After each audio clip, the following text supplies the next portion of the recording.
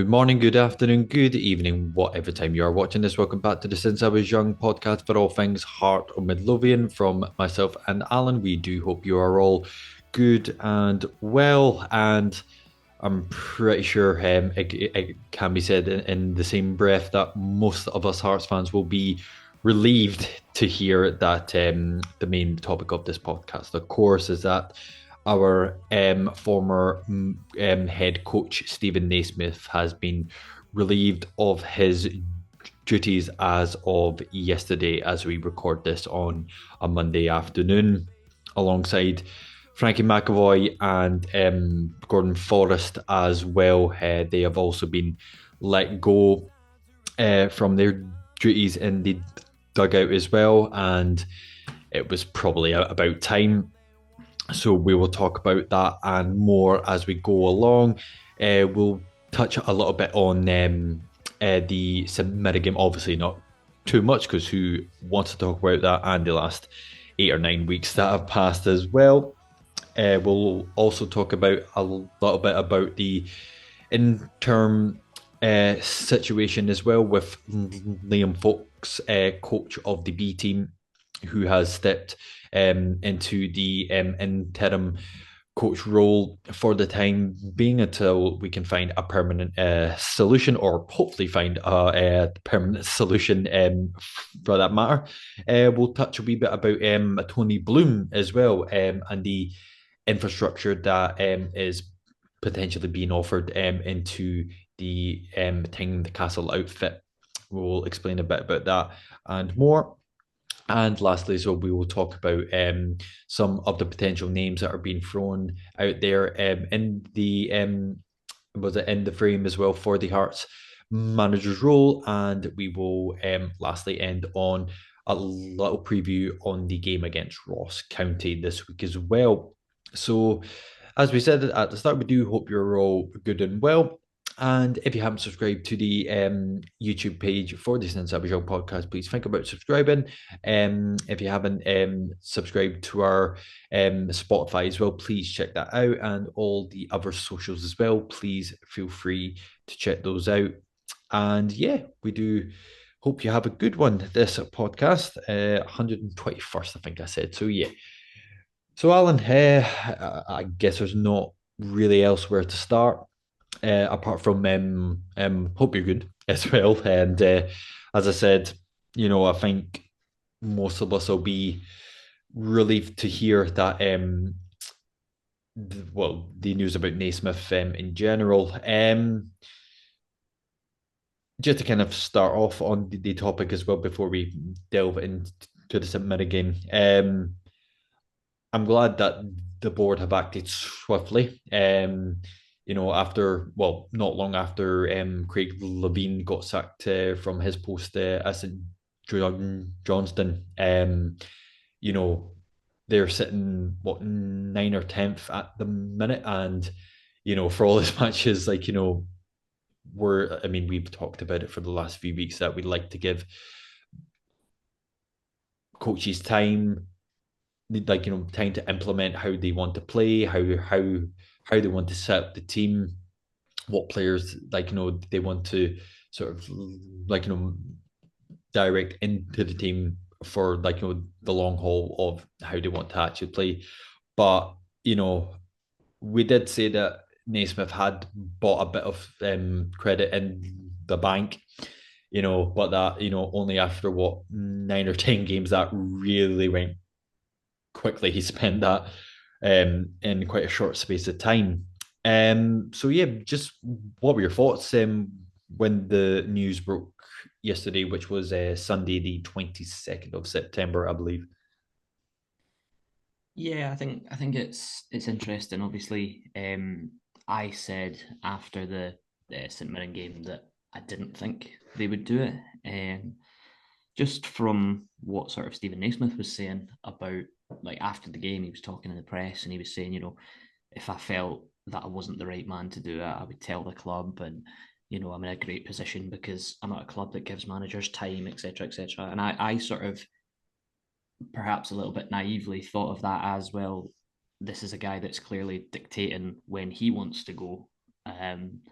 which wouldn't surprise me, to be honest, because the board, certainly to me, didn't seem like the type that would have got rid of him. So I kind of thought, they should have acted. To be fair, I spoke to John about it in one of our previous episodes. After the Dundee United game, I thought that was when he should have went after that game, because I just felt that timing was better. Having an international break after that would have given them a bit more time to maybe find somebody to come in. But I think now it makes a lot more sense to just get him out, because the the slide and the complete transition from last season to this is remarkable, and not in a good sense either. We just seem to have just fallen off a cliff, and there's no sign of any kind of recovery. The St Mirren game was huge for Naismith and the players, to be fair, because I think people felt like after Parkhead, when we went there, we weren't terrible against Celtic at Parkhead. We were actually not bad. So maybe that bought him an extra week, or maybe he was always going to be safe, off the back of a Celtic result, because you're not going to sack a manager after losing at Parkhead. But I felt like the board have done something that I'm not going to praise them for it, but I think they've made the right call at the right time to get in and get him moved on. I think you sort of briefly mentioned at the start there about the Tony Bloom investment. I think that has a part to play in it, but I don't think a huge part. I think they would have probably taken this decision whether Tony Bloom was going to get involved or not. But yeah, look, I feel bad for Steven Naismith because I like the guy. And I said this previously.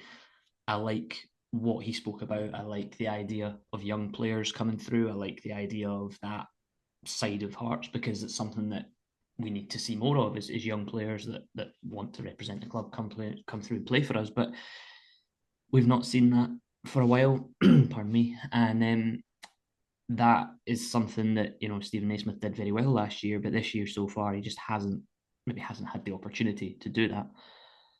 But yeah, I think the right decision has been made, and I don't think many people would disagree with the decision. I think, like I said, even people that are big Steven Naismith fans would have to kind of look at our current situation and think, well, it's bad. It is bad. Yeah, that is a bit of an understatement as well. I can't even mind the last time we actually won a game. Obviously, we're going back into last season, but yeah, it has been pretty dire. I mean, just to kind of move it over to the Mirren game. I mean, obviously not just that game, but throughout the few games previous. I mean, you made an interesting point where, again, for all as much as we've still not got 3 points under our belt, I would go as far as to say that I don't think we've been bad in the natural sense. I don't think we've been playing absolutely terrible, but um, just for specifically the St Mirren game, do you think that obviously when it got to the second half, we offered next to nothing at all? There was just no drive, there was no fight, there was no passion to get back into the game. So my question is to you: do you think that there was maybe an element of the players that were on the park possibly throwing Naismith under the bus so that this um, consequence that has happened would happen?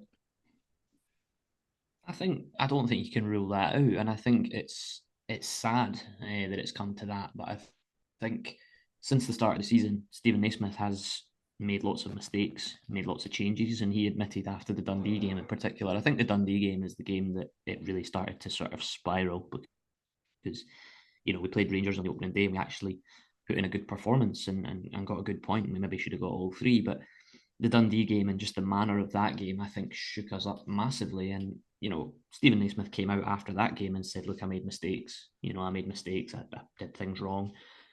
But other than that, every game this season so far, it's not been Naismith's fault in his eyes. and he's spoken a lot about players being, making individual mistakes, which they have been. I'll touch on that after, but there have been individual mistakes, and there have been areas of the game that we should be doing better, and we were doing better last season that we just haven't done so far this season. I think you could point at many things like Lauren Shanklin not scoring. You could look at our defence just being a total shadow of the defence it was last year. And obviously, and I've said this to lots of people that I've spoken to about things, if you have a striker that's scoring goals but your defence is leaky, you'll still win games because your striker will score enough goals. But the flip side of that, if you've got a striker that's not scoring goals and a defence that's not keeping them out, then you're in big trouble. And I feel like that's the sort of thing that we've fallen into this season. But yeah, I think the players in that dressing room will have to have a long, hard look at themselves because, like I say, as much as Naismith has had some pretty bad moments this season, he had some pretty good ones last year.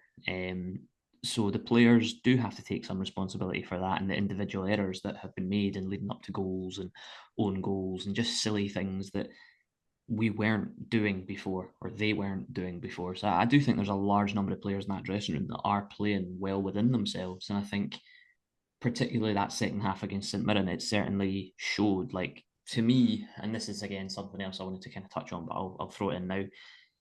Last season, we had a sort of, I've seen a lot recently over the last few weeks about our Hearts having an identity crisis, and I feel like we kind of are. I think last season, our identity was a team that didn't know when we were beaten and didn't accept being behind in games, and particularly in games we should be winning, didn't accept it, didn't like it, and showed a sort of drive and fight to get back into these games. We'd go 1-0 down, we'd bring it back. We'd go 2-0 down, we'd bring it back. We had a lot of that last season. But against St Mirren and in other games this season, the Dundee United game, I'll point that out as well. When we've gone behind, it's just been like, all right, well, that's it then. And that's just not been there, that hunger to get back in and win a game that we're maybe not playing particularly well. But yeah, I think it's, Steven Naismith, like I said, he has thrown his players under the bus on multiple occasions this season, and rightly so, because a lot of those players do deserve to be, under that bus with him. But the sad fact is, and as is said in football all the time, you can't sack the players, you only sack the manager at the end of the day. But yeah, part of me feels bad for Naismith, but equally, this decision was inevitable at that point because his position had just become untenable. Mm-hmm.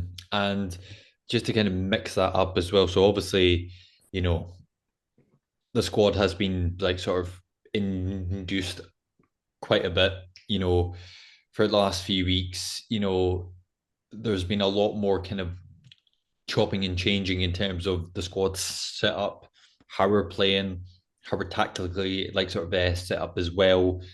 So obviously, to please a large squad, obviously it's going to be a task within itself. Now, on the flip side of that, obviously, you know, us kind of moving into where do we go next in terms of who do we get? I'm gonna say right now, and it's no disrespect to him, but if they decide to give it to Liam Fox, then it's gonna, through no fault of his own, it's really gonna tear a new arse in this football club where, like, I'll give you my like sort of perspective on it because obviously, we're sitting rock bottom of the league.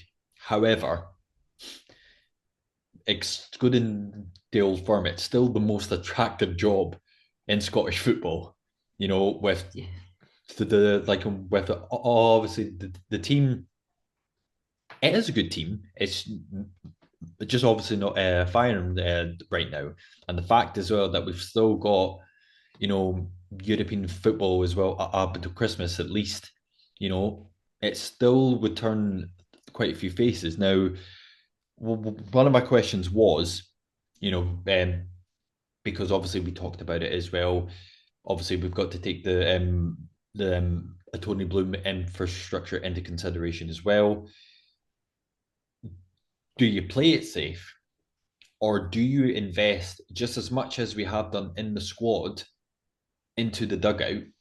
Because I'll be frank, for all as much as yes, they are proven managers in this league, i.e., your your Scott Robinsons, your Derek McInnes's, but do you feel as if that we have to push the boat out a little bit? Because obviously the same names have been scouted up as well, uh can't even mind his name, Alex Neil, Yeah. as well, and it's just like it's the same old names as well, So my question is, do we actually put that in, that in the investment into the dugout, or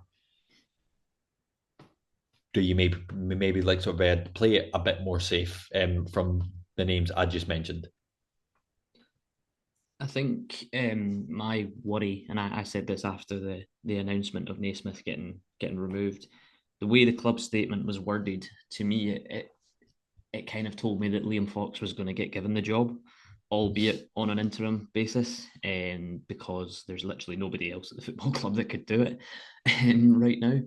So it was very obvious to see that they would give it to Liam Fox in the interim point, and then Yeah, of course. obviously a few hours passed, and then that statement came out saying Liam Fox will lead the team for the immediate future.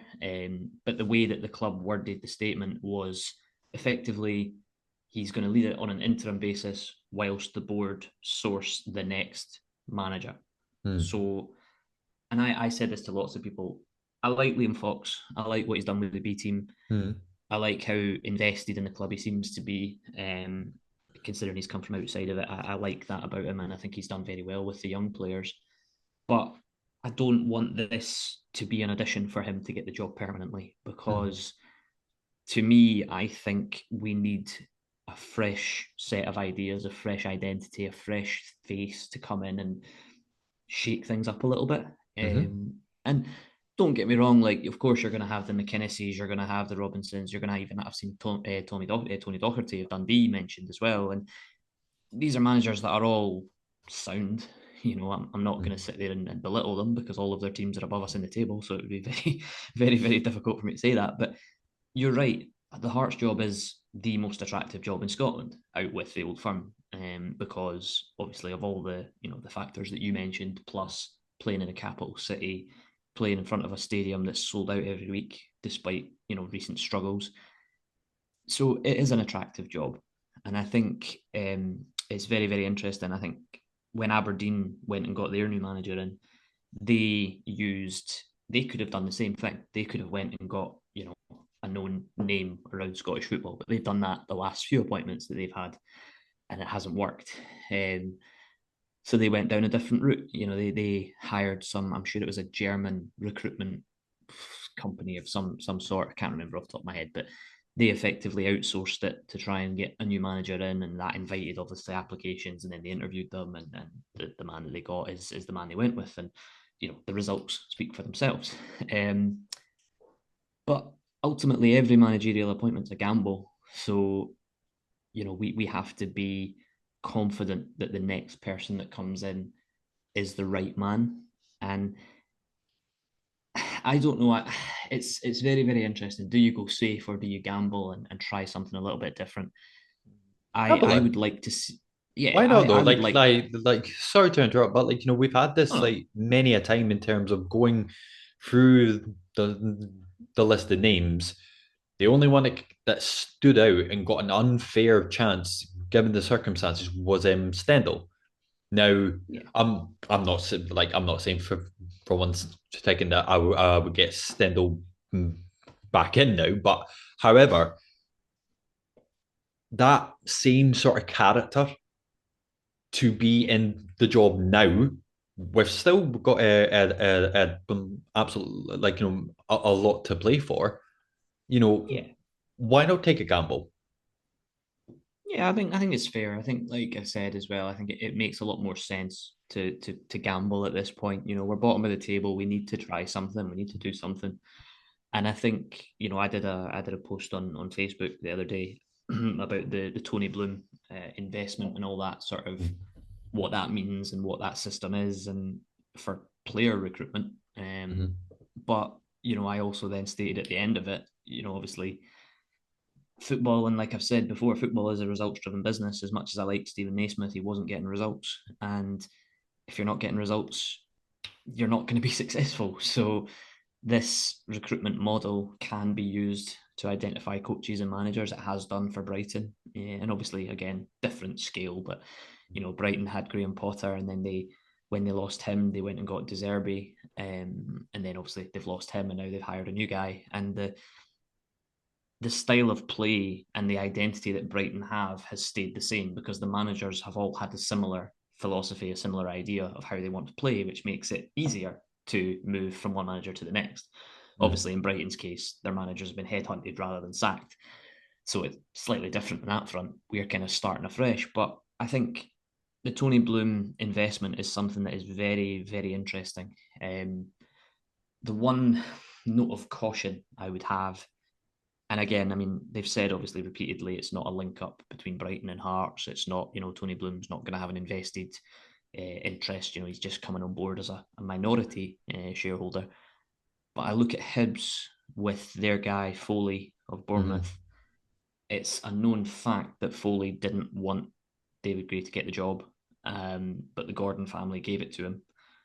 And it's not gone particularly well for Hibs. They have picked up a little bit, but they're still typical Hibs.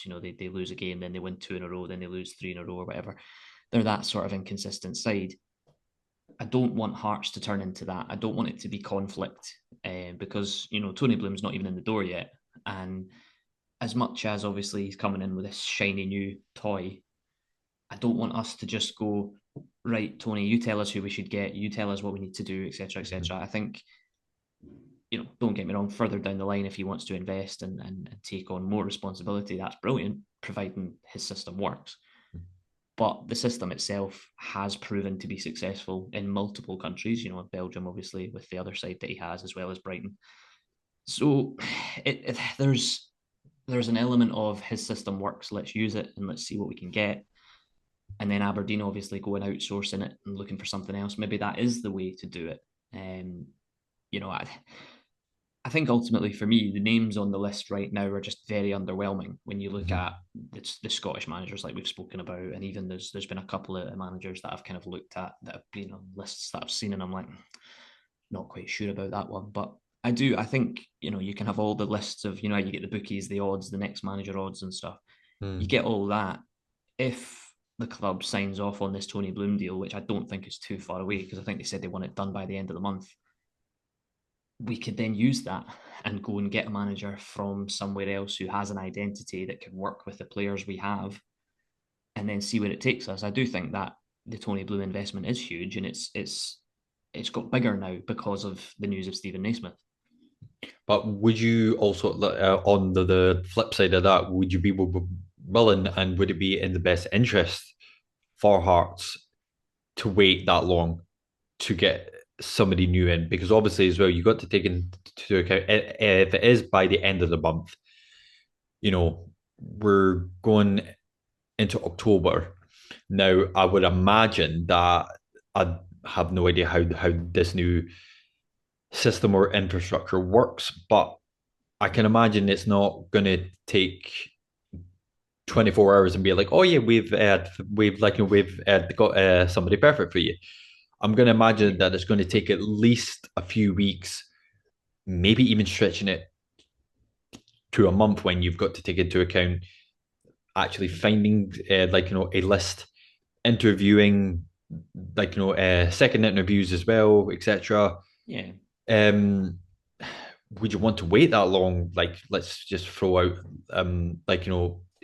even at the start of November, and that's in the grand scheme of things, that's still asking a lot to get it done in that time.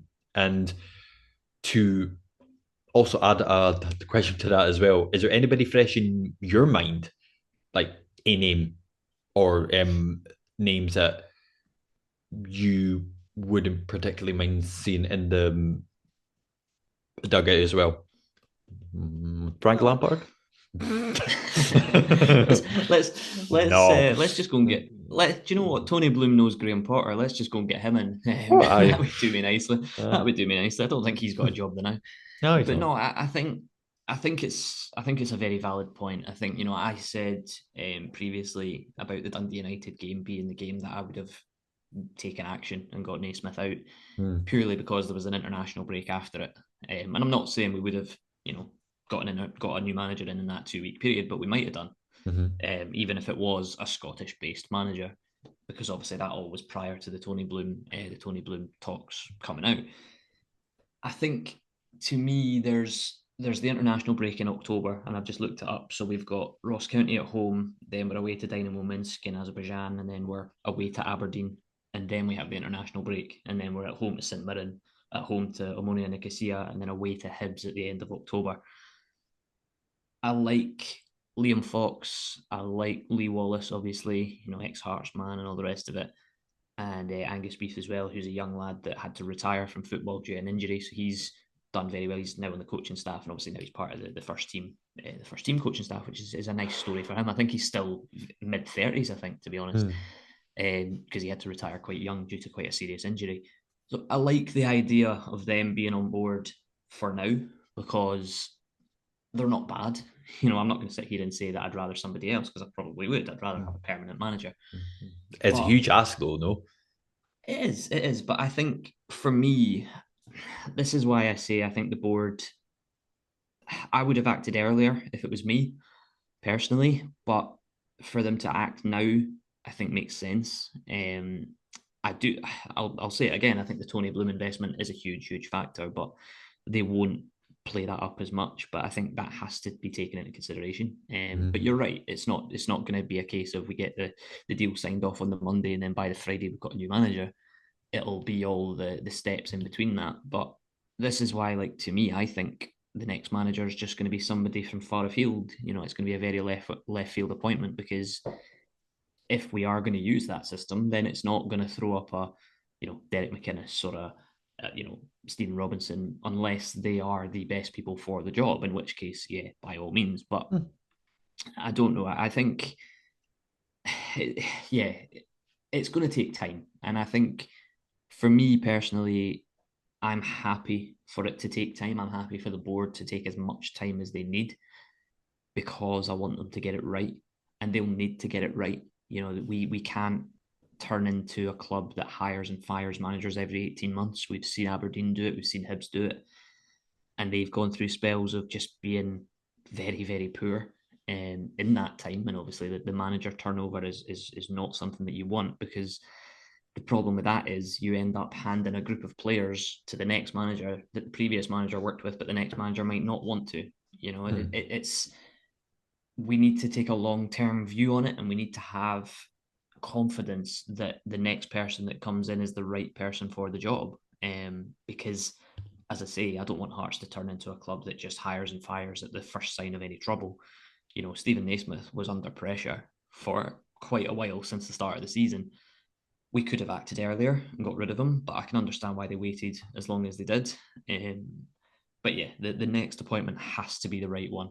And if that means that Tony Bloom coming on board is what prompts that and what helps that, then I'm willing to wait for that, because, and I've said this before when we've spoken about previous managers that have been sacked since we've done this podcast, I'm not sure how much trust I put in the current board to get it right. mm, I think the time for Hearts to be that club that hands out the manager's job as like a work experience exercise is something that, don't get me wrong, you know, I'll go back to Robbie Nielsen when he came in, and you touched on Stendhal. I thought Stendhal was treated horrendously at the end mhm. of his tenure. Effectively, just told, "Sorry, you're not coming back. We've got a new manager." And Robbie Nielsen came in, and Robbie Nielsen did well, obviously. And then, petered out and he gets sacked. And then Steven Naismith, after a long interview process, or a supposed long interview Yeah, process, there you go. the man that gets the job is the man that's two doors down. So they need to get this right. And I hope that I can trust the board to do it right. I hope that I can trust the board to make the right call. And as I say, if that means that Tony Bloom's involvement is something that we utilise to do that, then that's a positive. But yeah, we're at a crossroads at the moment. We very much are, and there's still time for the season to be saved. There's still time for us to turn it around. I do think St Mirren on Saturday is a massive, massive game now, though. Sorry, Ross Anyway. County on Saturday. Sorry, yeah, Ross County. St Mirren was a massive game, and we fucked it. But yeah, Ross County now is a huge game for the players because they need to prove that they can bounce back and they can react to this. And obviously, they're playing for their places. They have to be, you know. So it'll be very, very interesting. But I think, and lots of people have spoken about this, the board and things, they need to show ambition. They need to be progressive, and it needs to be this next appointment has to be right. And like I say, if that means waiting for Tony Bloom to get his people in to show us the system and to make it work for us, I'm willing to wait for that because we need to make sure it's right.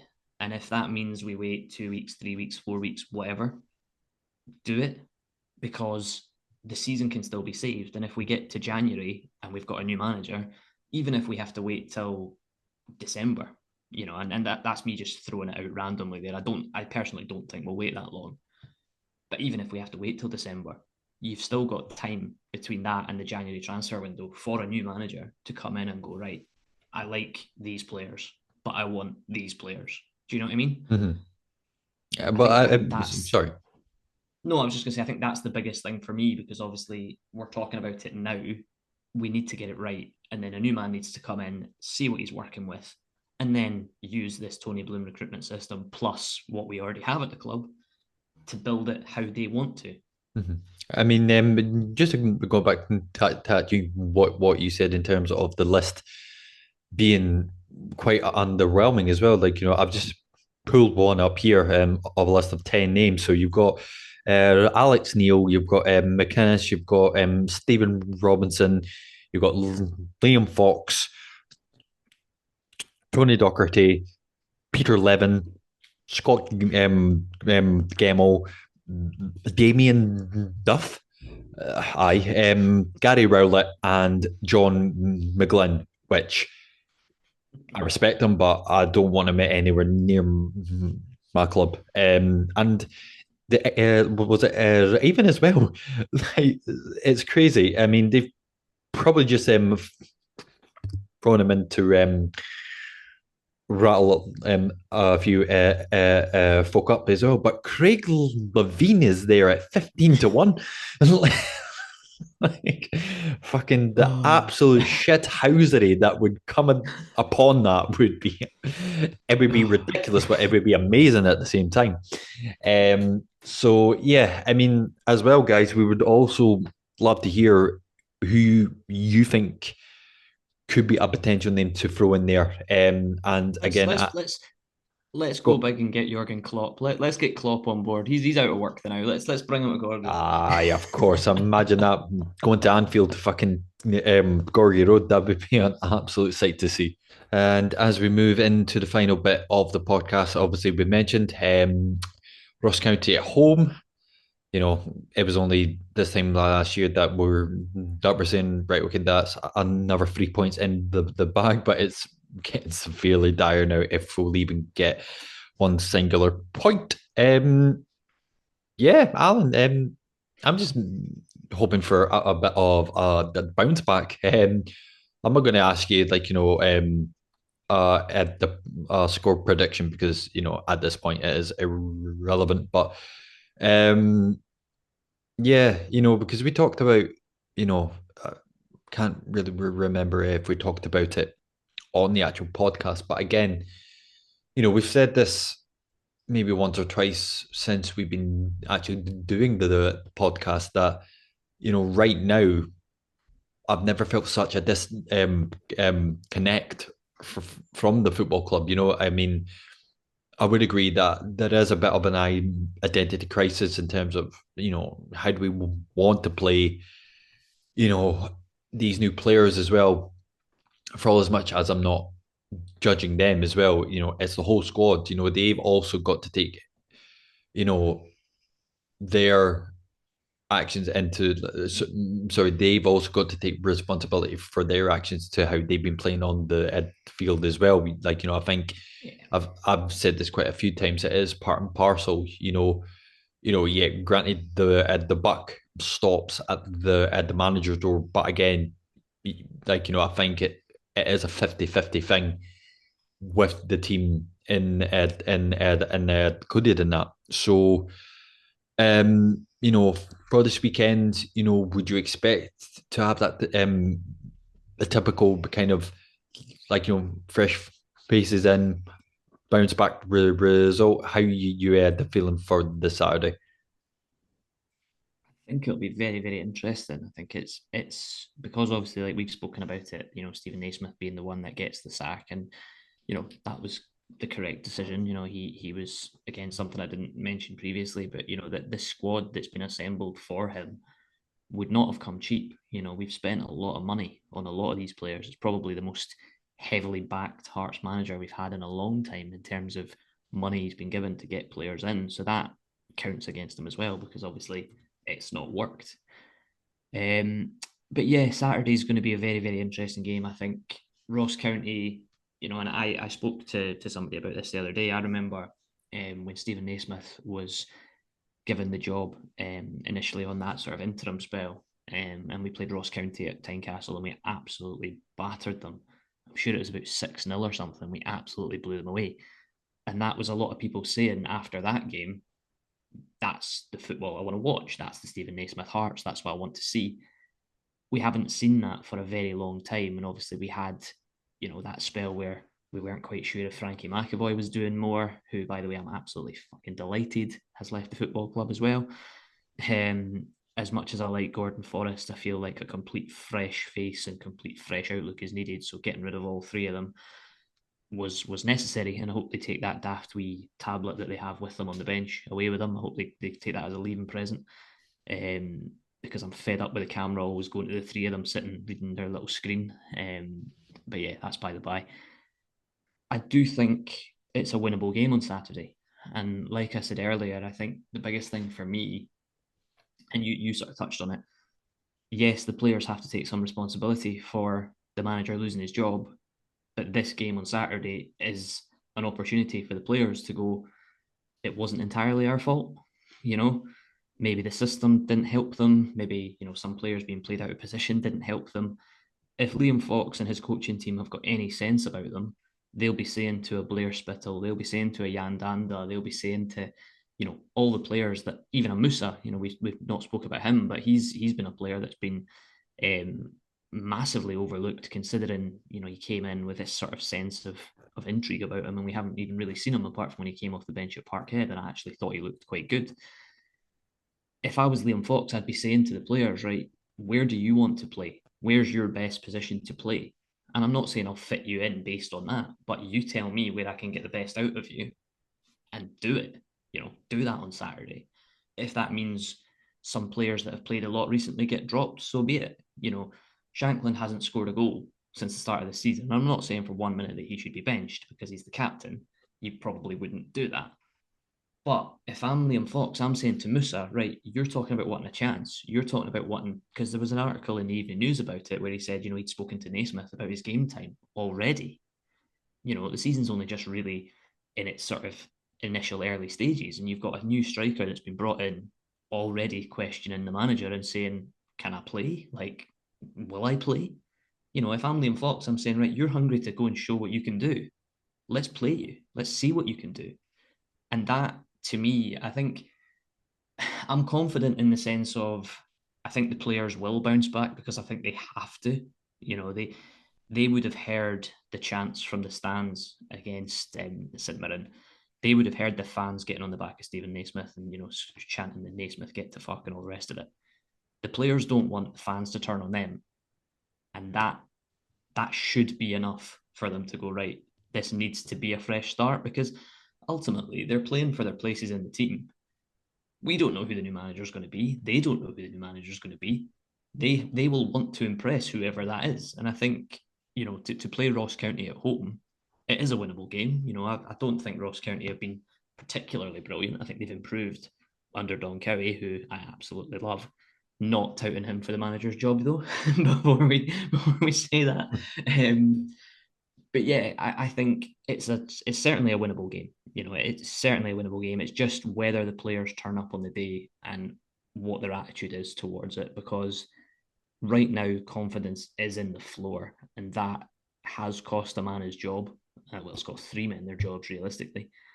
So it'll be very, very interesting to see what Hearts turn up on Saturday. Absolutely, and we would love to hear all your score predictions as well, and whether you think 3 points could be on the horizon this weekend. We can only hope. So, from myself and Alan, thank you very much for watching. Again, everything we talked about in terms of the manager's role, we'd love to hear it. Your thoughts for Saturday as well, and for the future, just in general. So please get all your comments in down below as well. And once again, guys, thank you very much for watching. And again, if you haven't subscribed via the YouTube page, please think about subscribing. Please check out the Spotify as well, and all of our socials. Please check those out if you so wish. So from myself and Alan, we will see you next week, and all the very best. And please take care if you're traveling to Tynecastle on Saturday, because I can imagine it'll be a pretty toxic environment. So for all those going, take care, and we'll see you in the next one. Bye for now.